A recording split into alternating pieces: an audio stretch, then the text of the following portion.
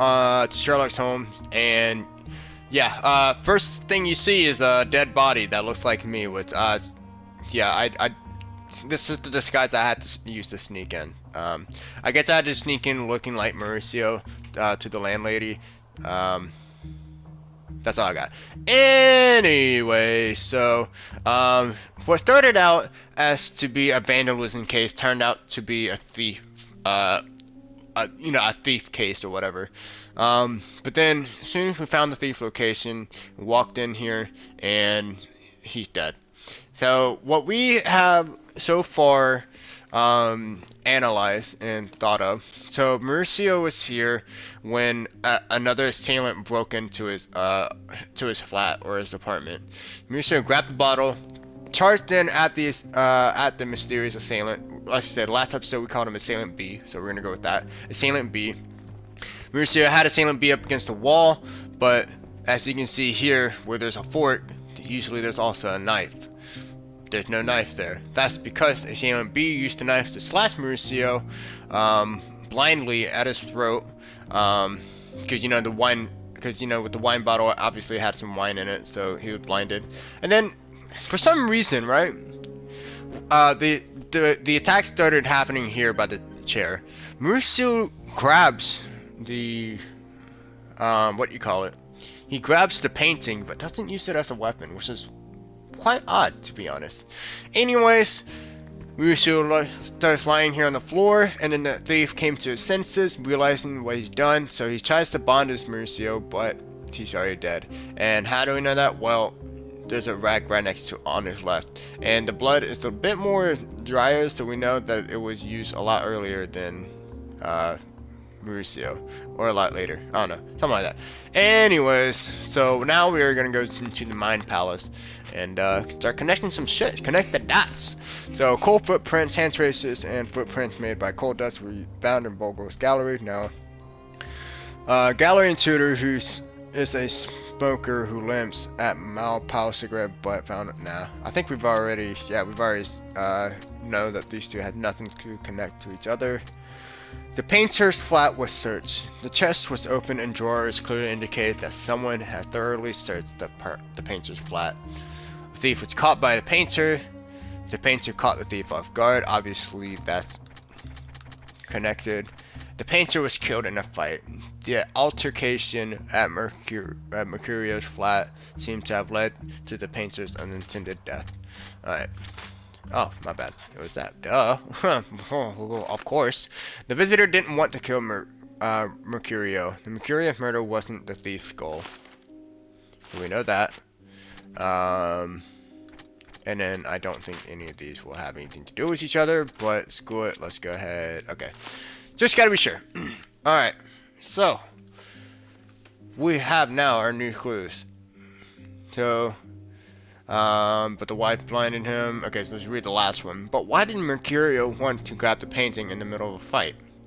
Exactly what my question was in the last episode. The other room contained Mercurio's photographic studio, who were found ruined, photographed inside a developer. And and judging by his post-mortem rigidity, he had lain there for 1 or 2 days. Alright. So now let's just go outside. So I think we discovered everything. Oh no, we haven't actually. It's time for some chemical magic. There we go. Alright, so now we gotta do some chemical work. Now, if you don't know how to do the chemical stuff, I'll tell you how. Bam!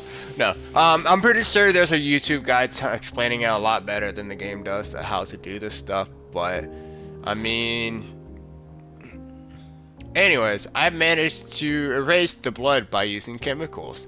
It's still life painting of Mercurio's room. It's a still life painting of Mercurio's room. Very interesting. It's a painting from his room. Very interesting. Perhaps he would grab the painting during the fight so it wouldn't get ruined? Because he wanted to leave a clue behind. Ooh. Go ahead, pin that. Doesn't look like the painting we need, Sherry. Hang As on. expected, but that doesn't mean it won't tell us anything. Let's put it on the easel where it belongs.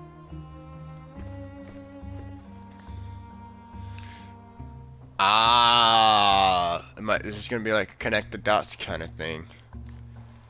Alright, so what's different in here? Ah! The thing is gone. The thing on the wall. But I know where it is. I figured this was kind of weird because, like, who takes a dump right next to a cow skull? Or a ram skull, whatever it is. Anyways, I know I don't.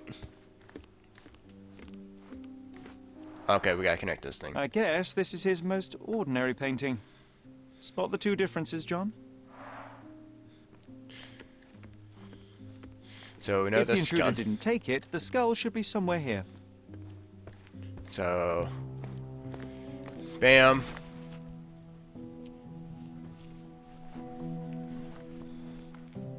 Monster was actually a man. Poor girl. John, you ought to be thrilled. We are now hunting the devil himself. What were you saying, Sherry? I was too busy sketching the scene, you know, crimes and such like, daily routine. Did you find something? A photograph. It depicts a man in a red suit with tails sprouting from his back and multiple people in masks watching the scene. It all adds up. But the act of love, it wasn't given willingly, John. It was a violation. And the girl, Aww. she was with child. Aw, Give that's that to me fucked. now.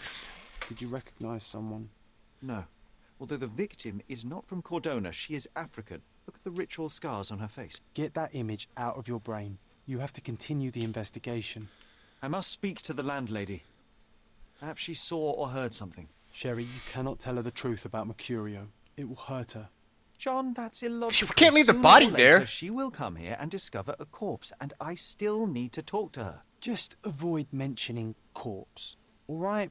Stick to the character, tell her to call the police. I'll take that into account. And wait here. I've redrawn the people in the photograph. Now you can proceed with your investigation without those horrific details. You know what, game? You know what, game? You're getting me right now, alright? So, I've came to realize that in this game, it's not only about investigating and solving the crime, but the choices you make kinda shows you the kind of person that you are. Right now, like, so in the very first case, right, we discovered that, I think it was a seance dude, found his old partner and killed his own partner, or his ex-partner, because his ex-partner screwed him over really hard back in the days, or something like that. And it was like, either let this guy let this guy go or take him to justice. I took him to jail. Now, the next case, right? Next big case was about the Elephant Goliath. The Elephant Goliath could either been put down because it was a wild animal and shouldn't have done it, or I could have saved the elephant, allow it to, you know, still live its life, and stuff like that, and I chose to let it live. Which, yeah, Sherlock's agreeing with me. Like, he's starting to understand. You know, yeah, you see where I'm going, right? But now it's like, well, either tell the landlady that she's dead, hurting her, or leave that part out. Here's the thing, though. I want to tell her because, I mean, like like Sherlock says, she's gonna find out eventually anyways. It's better to let her know now. Or, but if there's a possibility that I could get information on her before telling her, then that'd be great. But then again, it kind of makes me wonder, won't she be suspicious that yeah, Sherlock knows where I'm going with this already. Won't she be suspicious that I'm the one that killed Mercurios? Anyways, alright, so it seems like we got some more clues for the Mind Palace, but let's go ahead and take a look at what else we have in the casebook, just so we can, you know, follow along more better with what's going on. So there is a stash behind the skull where Mercurios kept a photograph of an African woman being violated by a man dressed as a demon. Alright. At Mercurios' place, we found a photograph of a vile act perpetrated on a young woman by a debauched man. John has sketched the abuser for our reference. depicting him in a red suit with a tail. So let's see. So obviously the horns and the tail is exaggeration. You know, probably what the man is on the inside. But what we know for logical reasoning is that he has a big nose. He's ugly. He has a good beard. I'll admit he got a beard. And he's got a good set of hair. But he's also pretty ugly. Anyway, John redrawing of a pregnant girl. John has redrawn the photograph of a violation that I found at Mercurius' place. In this painting, he depicts a pregnant woman with tribal scars on her face. Oh, that makes me feel for her. So I feel sorry for her, man. Dead man walking. John doesn't like the idea of telling the landlady the truth about Mercuria. He just is staying in character. That's just lying, though. But is it a good lie? Dear? You look like you've seen a ghost.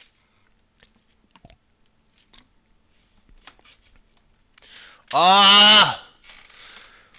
Oh no! Okay, so you know what? I already think I know what choice I'm gonna choose, but here's why. Because this might be better for the investigation to find out who did it. This might take me closer, but I think I'm gonna go with who entered my flat recently. Though I don't think I'm gonna get a direct answer from the lady because she has bad eyesight. Let's go with it anyways. Can you tell me if anyone else has recently entered the flat? Oh, you're talking about that limping man. I'm sorry I let him in. I was scared. And I thought maybe he would motivate you to find money so that you would pay your rent. No offense, dear. Can you describe him? Oh, so you weren't at home. I was so certain you didn't leave your flat that day. He was of average height, had a limp and a tattoo on his neck, and he was smoking Malpal cigarettes. My husband used to smoke those. They have a horrible smell I can recognize from a mile away. Can I ask a favor? Of course, dearie. Please call the police and ask them to enter the flat. And don't look inside until they come up. What? What trouble have you stepped in this time? It really doesn't matter. Thank you, Mum. There we go. Alright. So there we go. I mean, at least she's gonna know that Mercurio is dead. And that's what I wanted. I wanted... Sherry, that was close. But you did everything correctly. Now, take off your outfit. I can't let you walk around in a dead man's clothes. Obviously. Alright. So, yeah, that's exactly what I wanted. I wanted Mercurio's body to be found. I didn't want to leave it rotten, because regardless if he's a thief, I mean, it's... Yeah, to leave it to be decayed in some lady's house, like, that shit's gonna stink, man. And also, we got more information out of her. More information that I believe that we... Okay, so we got more information out of her because we didn't tell her about the body just yet. We didn't even tell her about the body, so we just left it like that. Anyways, let's go ahead and go into the Mind Palace. So, Mercurio's visitor smoked Malpal. I'm pretty sure it has nothing to do with Pall Mall. The painter's flat was searched. Photograph of a violation. Okay. It's a smoker who perhaps these two can connect? Yep. Gallery thief was in Mercurio's flat. Mercurio's murderer and the gallery thief are the same person. Correct.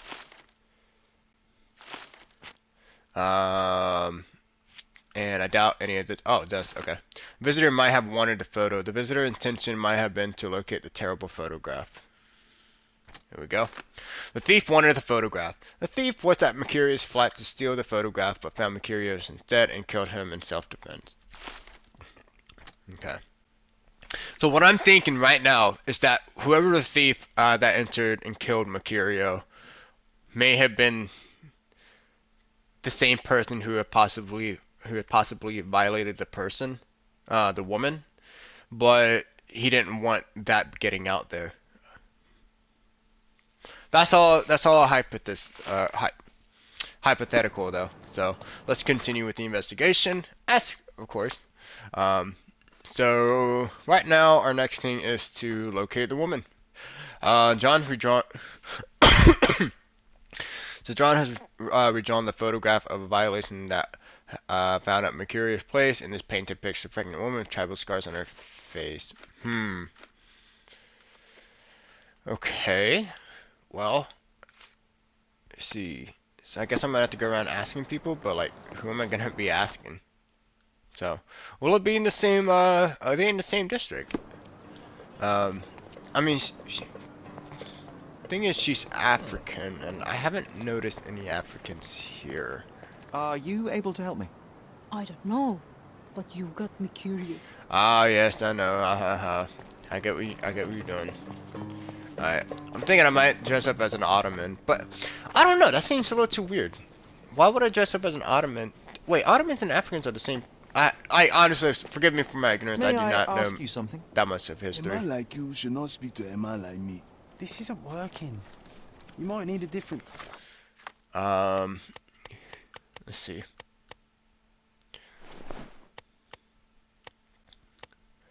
Alright, let's try this, see if it works.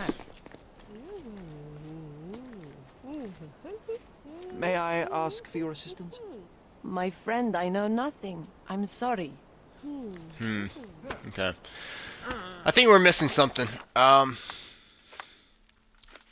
We don't have anything else here. Curious place, we found a photograph of depicting him in a red suit with tail. I'm thinking maybe we need to go back to the museum and ask the dude there. That's what I'm thinking. So, alright, I'm gonna go ahead and do a jump cut there, and if it's correct, then obviously we'll go right back. Start recording again, right where the guy starts talking, and if not, then I guess I'm gonna have to do some magical Jedi mind powers as I usually do. Okay, so alright, so here's what I was supposed to do, right? So I was supposed to have this evidence pinned and then go around asking NPCs about this drawing, but the NPCs I've had to ask were NPCs of the African tribe. So I went around for like 10-15 minutes looking for NPCs that fits the bill, but nothing. Couldn't find an NPC from an African tribe. So I went ahead and said, you know what, fuck it. Just go to the next location, which is here. It's supposed to be underneath the Victorian Bridge. So, or maybe here I'm supposed to find it. So how do we get down there? I think there's just stairs here. Yep. Beasts! Yep. Here we go.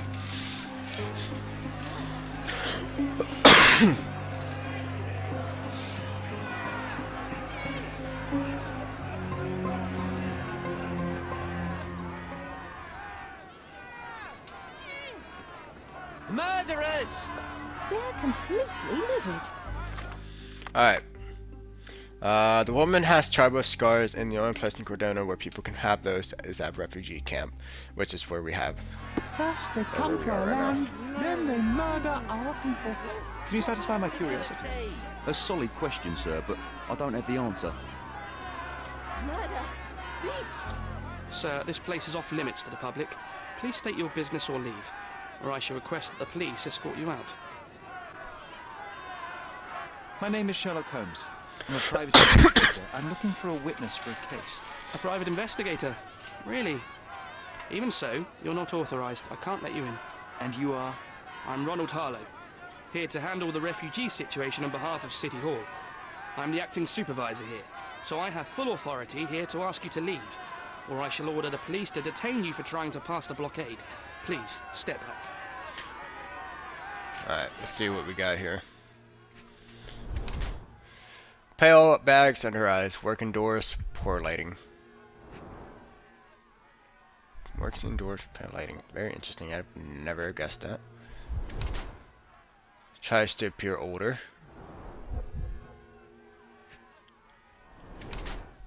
Wants to look authoritative. He is overdressed. His hands sweating, stressed out.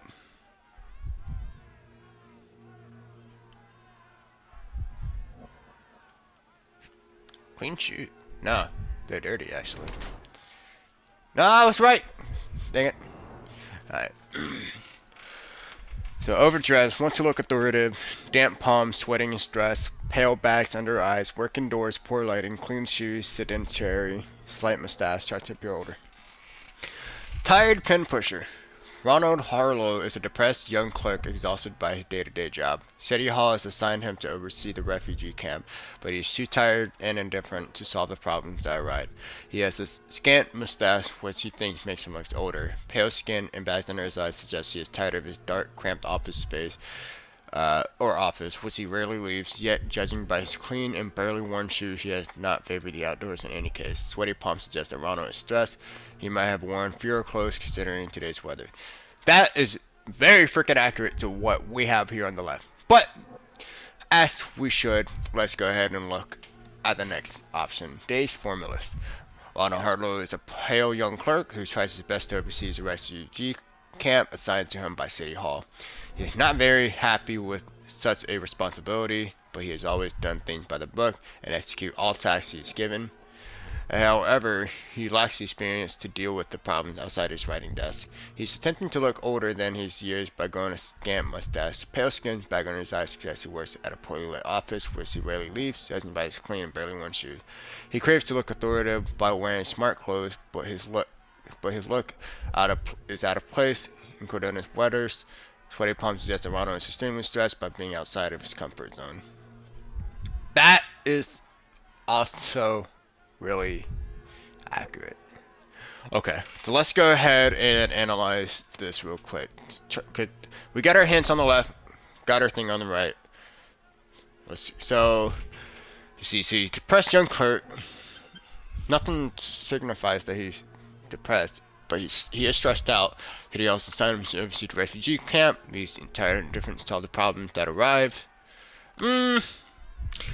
Not really. I wouldn't say that he's too tired or indifferent to solve the problem because the way that he's trying to like not let us enter the thing is very by the books. I mean, I don't know. He's like, I don't know. Anyway, scant mustache, which he makes him think looks older. That is true.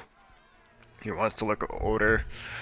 Pale skin and bags under his eyes suggest he is tired of his dark, cramped office space, which he rarely leaves, yet judging by his clean barely war, he does not favor the outdoors in any case. Sweaty palms suggest that Ronald is stressed. He might have worn fewer clothes. This seems more logical than this, so I'm just gonna go with Day's formulas. See if we get it right. What about the murder this crowd keeps shouting about? It's mere assumption. I assure you that the situation is under the police's control. I know you want to deal with this in the right way. You are obviously a professional and a responsible person, but you clearly have never handled a situation like this before. I am handling it, Mr. Holmes. Don't question my capability here. And tell me how you do it. You can't even calm this gathered crowd, and as for the police, they're not quite managing it either, are they? You consider yourself a problem solver, but until today, you've been solving problems sitting at your desk in a dark corner of a city hall room. Here, you need a more practical approach. What are you driving at, Mr. Holmes? I think we got the right one.